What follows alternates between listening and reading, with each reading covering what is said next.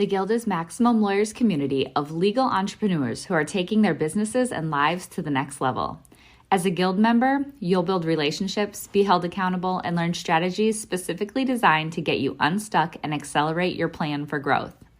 Members are also granted exclusive access to masterminds hosted around the country. Our next event is coming up, and we're heading to Scottsdale, Arizona. There's something truly magical about the power of these in-person connections where real-time breakthroughs happen. Picture this. You're surrounded by like-minded law firm owners tackling your business and mindset challenges together. The energy is electric, the insights are transformative, and the results are game-changing. Investing in yourself is the best decision you'll ever make. The knowledge, strategies, and breakthroughs you'll gain are priceless assets that will supercharge your practice and propel you forward. Join the Guild and secure your ticket to Scottsdale at the best possible price by visiting maxlawevents.com. Run your law firm the right way. This is the Maximum Lawyer Podcast. Your hosts, Jim Hacking and Tyson Mutrux. Let's partner up and maximize your firm. Welcome to the show. Welcome back to the Maximum Lawyer Podcast. I'm Jim Hacking. And I'm Tyson Mutrux. What's up, Jimmy? Tyson, my friend, I'm very excited. We have a very special guest on today's show, and I'm excited to introduce him to you. You guys just met off camera. Yeah, I'm very excited about this. We've been watching your transformation, and we're going to get to talk to the guy that's behind that transformation. So I'm pretty excited. I know that you've been really amped up about this for a while. Let me go ahead and give you a formal introduction. It's renowned weight loss coach Charles D'Angelo. He's going to help you take charge of your life in 2023. He knows firsthand what it's like to feel stuck once weighing 360 pounds as a bullied teen. I'll pull up a photo in a minute of Charles from before and after. He took charge of his own life, dropped 160 pounds, and for the last 2 decades has been on a mission to help others reclaim theirs. His focus, change your mindset and you can change your life. He's a best-selling author, endorsed by the likes of President Bill Clinton, Richard Simmons, Angela Bassett, and our very own U.S. Senator Claire McCaskill. That's who inspired me to reach out to Charles, along with a friend of mine who had worked with Charles and has kept her weight off for several years. Recently, actor and comedian Tom Arnold shared how Charles helped him lose 80 pounds, all via Zoom. Charles will be featured with Tom in the January edition of Men's Health magazine. While he's not a doctor or therapist, scores of medical professionals from across the country credit him for helping them turn their lives around through his unique coaching program. Charles, welcome to the show. It's my pleasure, gentlemen. So, Charles, I want to hear this story. So tell us the journey that you've taken to this point, because this is super exciting. Yeah. So as a teenager, as Jim said, I was 360 pounds. Doing the simplest of things, getting up a flight of just 4 stairs was challenging for me. I had a size 54, 56-inch waist. I always felt like an outsider. I had a very difficult home life. My mother struggled with alcoholism and prescription drug addiction. My father was a very, very hardworking man. Both were very well-intentioned people, but they both had their own issues. And so I was bred in a cauldron of difficulty, and I could have been the king of excuses.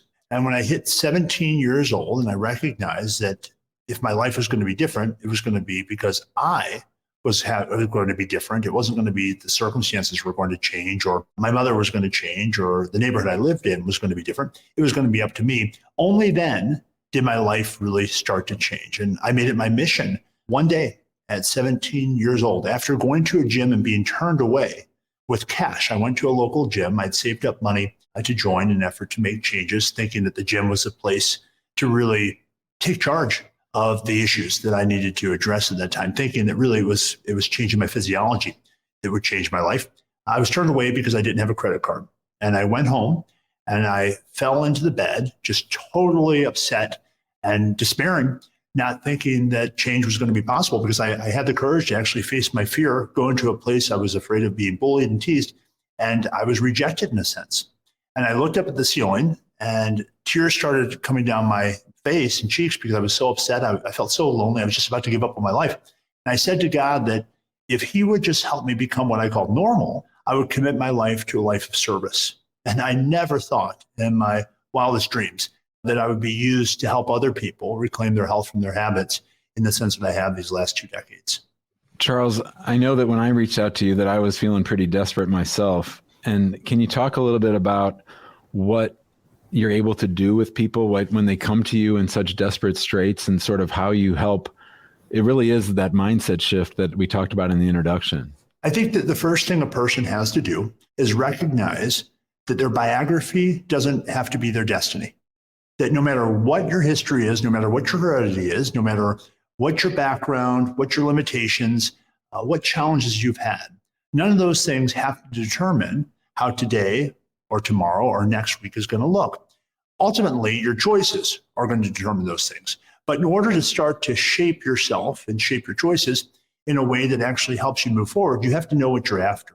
And so often we grow up in an environment of almost unconscious limitation, whether they're things we pick up from our parents, things we pick up from our peers. Again, most of the people we spend time with as young people are very well-intentioned.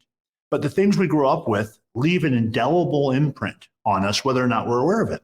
So a lot of the work is recognizing what are those beliefs that you've been either consciously or unconsciously guiding your life by that have kept you from really maximizing your capacity to have the life you both desire and you deserve. So with a client like you, Jim, the first thing we need to sit down and look at is, what do you really want? And often when I ask a person this, they'll tell me what they don't want. I don't want to wake up and feel so lousy every day. I don't want to be afraid to be in a picture. I don't want to be afraid to present in front of a group of colleagues. So if you don't know, if you're listening to this and you don't know what you want, just ask yourself, what don't I want? And take the opposite of it. And once you get a really high resolution image of what you're after, really clear, really compelling, vivid image of the things that you want, the next step you need to think about is, what are the reasons for those things? You know, the way is easy when you have a strong why. It's difficult to do things when you don't know why you're doing them. And so having both the clear illustration of how magnificent, how awesome, how invigorating life can really be and feel, by having that picture of how it's going to be independent of whatever you were told as a young person or whatever your environment made you believe was going to be your future, really expanding what you think is possible for yourself, expanding that vision. And when a person comes to me, I've spent a lot of time creating an environment in my offices that help people see beyond whatever their limitations might be. I mean, I was 360 pounds. You know, I came from a very, very challenging background, family of very modest means. And I went on, as you said, to help lots of people and have lots of success. But the achievement isn't really what it's all about. It's really about finding meaning in your life. And that's where that why comes in. I mean, why is it that you want to change your life? And it can't just be, well, I want to fit into a smaller size pants. Because as you were talking about, Jim, in one of the podcasts I listened to that you and Tyson did, you know, this has been a struggle for you that you've wrestled with for a very, very long time, as it is for most people. Recidivism in weight loss is astronomical. What that means to a layperson is most people that lose the type of weight that Jim has lost in my program will go on to regain it all back within 2 years following disconnection from whatever the approach or program or coach that they're working with. So it's really a point of shifting your philosophy. Yes, you have to have a strategy. And I certainly give my clients a very precise, clear, well-defined set of principles. Here's what you're supposed to do with food. Here's what you're going to do with exercise. So a person leaves every single meeting knowing exactly what to do with both food and exercise. But the glue that holds all that together is both a philosophy and a set of behaviors, kind of a momentum that is centered around moving towards what you want and moving away from the things that you really know that you want to stay away from. So Charles, like all of that makes complete sense to me, right? Like I am one of those people that you give me a set of rules, I'm going to follow those rules, I'm going to stick to it. I know Jim is not always that way. I know that Jim is like many, many people where like Jim's been dealing with weight issues as long as I've known him. It's been something for him. He's been working on it. He's been dealing with it his entire life, but something has shifted. You have turned on a switch in him over the last 4 months or so. And you've done that with several other clients. Like giving the rules are one thing, but like getting them to shift gears is another thing. They've got to make their own decision to do that. So how are you able to be so effective at doing that? Because I've never seen Jim so motivated before. So how have you done that? Well, first off, I appreciate, the flattery, but it's not really necessary because it's absolutely the antithesis of what I strive to hear a client say, I don't want to be given that degree of credit, because the reality is, while people offer me that type of validation all the time and that type of appreciation, the reality is Jim's done the work. Jim made a decision to take full responsibility for his choices. And it's not so much, how I turn that switch on. It's really about helping a person look at their weight, not as the problem. It certainly is a problem, as Jim has found it to be over his life. But I look at it as more a symptom. It is not the core issue. What's the core issue for most of us, regardless of whatever the presenting challenge is? It's really what it looks like loving ourselves. And I don't say that in a cliched sense. I mean, love is a verb. The way I define love would be paying attention to yourself, showing yourself appreciation, offering yourself a degree of acceptance of the things that, as men and women, okay, but I deal a lot with men that struggle with this specific issue. A lot of men unnecessarily carry around burdens of shame about sensitivity, about feeling afraid, about how to deal with their own sadness, because they grew up with a concept or a construct of what a real man ought to be like. That they have to have some type of archetypal definition that if they don't fit in, well, then they have something to be ashamed of or embarrassed about, or they're deficient or inadequate. And so a lot of what helps clients to make enormous progress is meeting with someone, whether it be me or someone else, who helps them better understand themselves in such a way that they no longer are unaccepting of themselves, that they recognize they're as human as the next person. And we all have our insecurities, we all have our frailties, but we all have our gifts and we all have our graces as well. So that acceptance is a big part of it. There's also an aspect of learning how to really show yourself space for feelings, making allowance for whatever it is that you're feeling, not pushing it aside, not acting as if it's not there. So when you do that, when you start to show yourself attention, appreciation, affection, acceptance, and you make room for your feelings, no longer do you find it necessary to turn to a substance, in Jim's case, like food, or in my former case, to distract yourself, to console yourself, to almost create a straw man issue. All of us use certain things to give us a sense of certainty. And food, for many people, unfortunately, provides them with that delusion that, well, I know when I eat that, it's going to change how I feel. The trouble is, the thought isn't complete. It changes how you feel, but at the sacrifice of the future you really want. And so by being mindful, by being much more conscious of what you want, and recognizing the things that you're going to need to do to close the gap between where you are and where you want to get there, you're much more likely to continually make progress. And once you start making progress, as you and I were talking about before we started this interview, once you start to get hooked on progress and you get out of that defeat whirlpool so many people find themselves in, you're hooked in a positive sense. For those of you who haven't had the pleasure of visiting Charles's office, it's literally one of the coolest places I've ever been. It's in the basement of this building in South St. Louis. It doesn't look like much on the outside, but when you get into the office, there are pictures and posters and statues of all kinds of people that Charles has worked with. It's really, really inspiring. And Charles, I know that you've worked with a lot of physicians, and that actually physicians have hired you to help them with weight loss. And I wondered, do you think that your experience as someone who was weighing 360 pounds gives you separate insights that they probably don't teach in medical school? Well, I think that each of us, one of my favorite ways of helping other helpers become more effective and more efficient and maximize their own set of gifts is helping them recognize that they're best positioned to help the former version of themselves. Just like what you guys are doing. Think about it. What are you guys spending your time doing? You're trying to help other attorneys maximize their practice. Well, who do you think you're really teaching?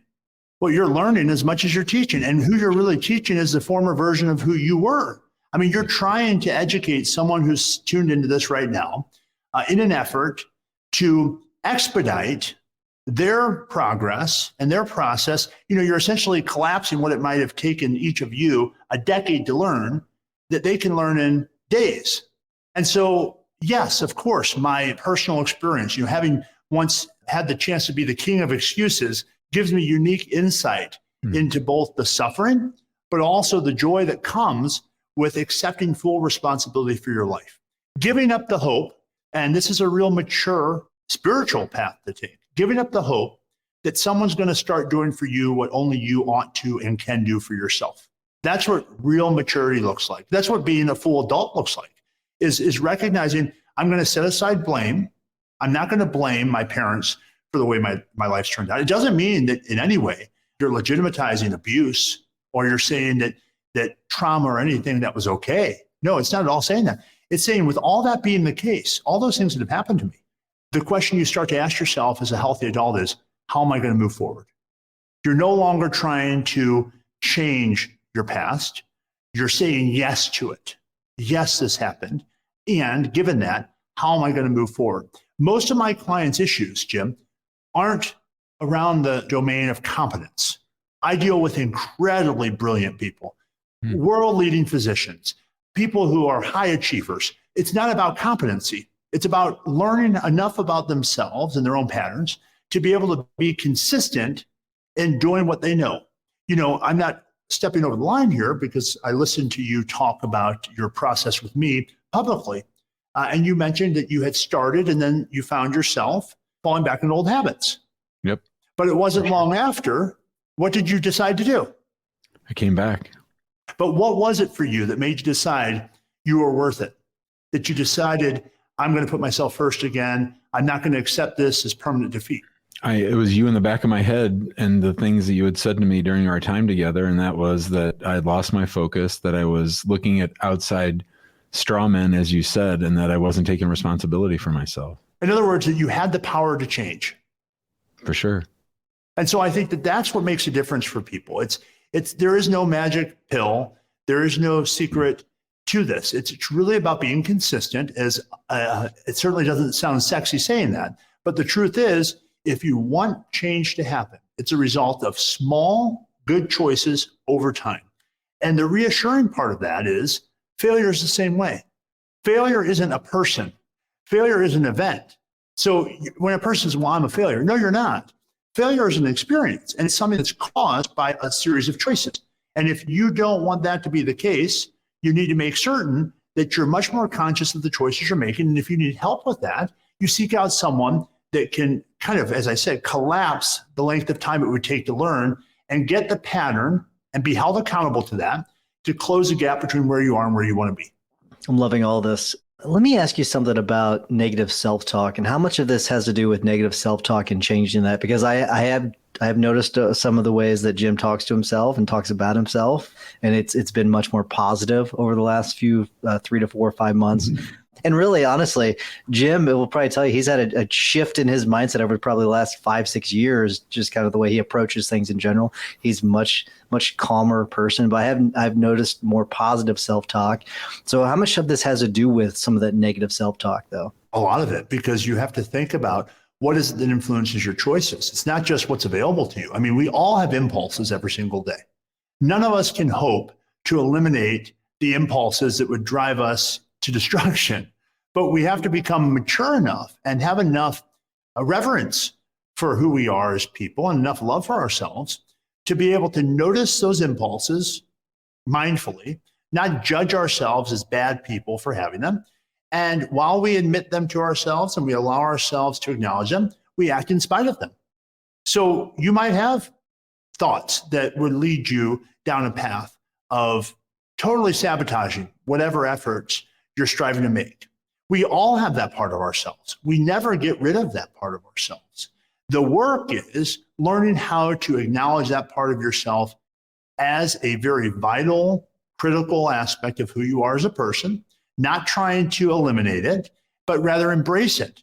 Because there's always a positive side to even the shadow aspects of who we are as people. So what you want to notice when you hear all these negative messages coming up is they likely didn't originate from you, but now they are in you. Now they are your voice. And so you can make a choice. You can make a choice to recognize that these are things that you picked up. They are not organic to you. You know, they're limiting beliefs that were posited to you for a variety of reasons. It's not all that important that you understand why or necessarily even who gave them to you. What's important is that you notice they're there and that they're completely and utterly irrational and they're limiting. The Guild is Maximum Lawyers' community of lawyer entrepreneurs who are taking their businesses and lives to the next level. As a Guild member, you will build relationships, be held accountable, and learn strategies specifically designed to get you unstuck and accelerate your plan for growth. Members are also granted exclusive access to masterminds hosted around the country 4 times per year. And in 2023, we've added a half-day workshop to each mastermind where you'll learn new skills while working on improving systems and aspects of your personal firm. Then take the hot seat on day 2 and work through your most pressing challenge. It's all inside the Guild. To learn more, visit maxlawguild.com. You're listening to the Maximum Lawyer Podcast. Our guest today, Charles D'Angelo, weight loss coach and personal trainer, not personal. Let me say that again. You can say whatever you want, Jim.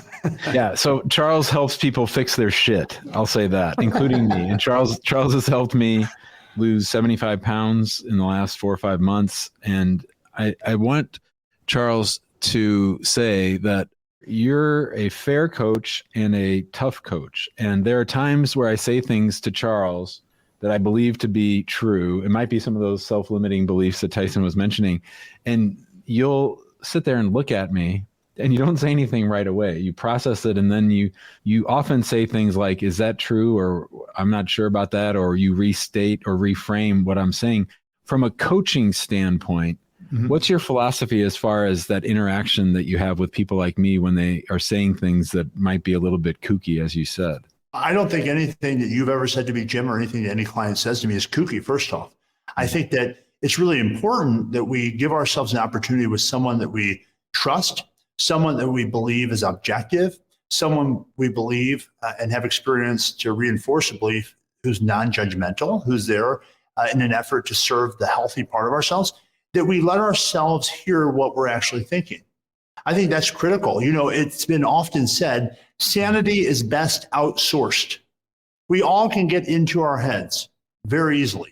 So it's important to have someone that you soundboard with, whether it's a coach, whether it's a therapist, whether it's your spouse at times, someone that you can just process what it is you're thinking. And often what happens, and frankly, the most effective method of change is when a person comes to realize themselves the irrationality of whatever it is they've been telling themselves. So Charles, I have an in the weeds question. I'll acknowledge that. So I like things like this blood pressure cuff, like my watch. I've been doing like some zone 2 training with my watch. I like doing that stuff. Are there some cool tools that you might recommend for people to help them with their health and their fitness? I think that the most effective thing is a good relationship with someone who's going to keep you honest and keep you accountable. You know, technology, the way that you just described, offers all sorts of different gadgets, different gizmos that we can get into, and we can really, for many people, it kind of blows their hair back. They love it. For other people, it's really unhelpful because it puts the accent on the wrong thing. In other words, it puts the accent on the outcome rather than the process. And so if a person's constantly monitoring, for example, the weight on the scale, they're stepping on the scale every day. Well, there's going to be many days where the weight isn't, for any particular reason, going the direction they should expect it to, because the body is a living organism. It doesn't work in a linear path that way. And if you're evaluating yourself and you're evaluating your worth and you're evaluating your success via one metric, I think you're setting yourself up for a lot of unnecessary frustration. So I think the best idea is to have a relationship with someone who can help you process what it is you're measuring, who can help you stay apprised of all the different aspects of your life that, while one aspect might be trailing behind for any number of reasons, helps remind you of all the other things that you're moving toward and that you're making wonderful strides with, independent of that one area that might be limited. Charles, we mentioned in the intro that you worked with Tom Arnold via Zoom, and I know that you've actually helped some Maximum Lawyers via Zoom. Can you just talk real quickly how that works and then let people know how they can get a hold of you? Yeah, so a person just needs to go to my website, charlesdangelo.com. Anyone you read about, listen to, watch, whether they're an actor, whether they're an attorney, whether they're a teenager, every single person works with me one-on-one. So the first step is just having the courage to give yourself a chance to actually talk about what's on your mind. And we sit down for 15, 20 minutes and determine whether or not it's an appropriate fit. If we agree that it is, we'll determine the length of time. And I see people both in person here in St. Louis, but I have clients all over the world, as far as Australia and Greece. And I have found that people have just as much success in a different room, breathing different air, as those that are sitting in my office. I love it. All right. We are going to wrap things up because I know Jim's got a live show that you all are going to go over to and do that. Before I do, I want to remind everyone to join us in the big Facebook group. We're going live there right now and into the guild. So if you want to join us there, there's a lot of great information being shared on a daily basis. And if you want a more high-level conversation, join us in the guild. Go to maxlawguild.com. And while you're listening to the rest of this episode, if you don't mind leaving us a 5-star review wherever you get your podcast, we would greatly appreciate it because it helps spread the love. And I'm sure there's a lot of people that would love to listen to this episode because it impacts a lot of people. So that would be wonderful. Jimmy, what's your hack of the week? My hack of the week comes from Charles, and that is sweat. So I start every day on the treadmill. Charles either is increasing the pitch or the speed or the distance, and there's no substitute to just that sweating for 45 minutes. And I mean, I got off today and I was dripping in sweat. So it's a game changer to get those toxins and the water out of your body. It just really has helped. My whole mentality and everything else starts with that 5 a.m. on the treadmill. And it's something that you're putting ahead of everything else. So unconsciously, you're telling yourself you're a priority right when you get out of bed. I love that. That's good stuff. My trainer recommends it, and they have a sauna, and he always says I should get in the sauna. Like, real quick, Charles, thumbs up or down on saunas? Good or bad? My best friend swears by doing what he calls contrast sessions, which is he gets in a sauna and is in there for 10 or 15 minutes, and then has a cold shower, and then gets in the sauna again, then has a cold shower again. And he swears that it's been life-changing for him. So I'm a very pragmatic person. I'd say, Tyson, if it seems to be helping you, keep with it. I love it. Really good stuff. All right, Charles, we always ask our guests to give a tip or a hack of the week. What you got for us? I would say the most important thing a person can do is take some time after listening to this and take out a piece of paper and take out a pen and relentlessly start to just flow and put out all the things that you'd like to see happen in your life the next, I'd say 10 years. And don't limit yourself. How would you like your health to look? How would you like your relationships to look? Maybe you want a relationship. Maybe you're not even in a relationship and you've always wanted one, but you didn't think it was possible. Maybe your parents were divorced and you thought relationships always are painful and end in such a way. Maybe you want to have a bigger home. Maybe you want more financial security. Maybe you want to take what it is that you feel passionate about and spread it to the world. Maybe it's you want to take your message to someone of influence, whatever it is. But the whole point is, write it, given this time of year, write it with the spirit of writing a Christmas list. When you're a little kid, you don't limit what you're willing to put on your Christmas list. You'll put whatever it is. You want a pony, you want 2 ponies, whatever. You don't think, is it possible or not? And write that all down. And then after you've really exhausted yourself by writing all that down, go through and put next to each item the number of years you think it would take you to achieve it. So would it be a 1-year goal? Would it be a 3-year goal? Would it be a 5-year goal? Would it be a 10-year goal? And go through and do that. And then segment it all out.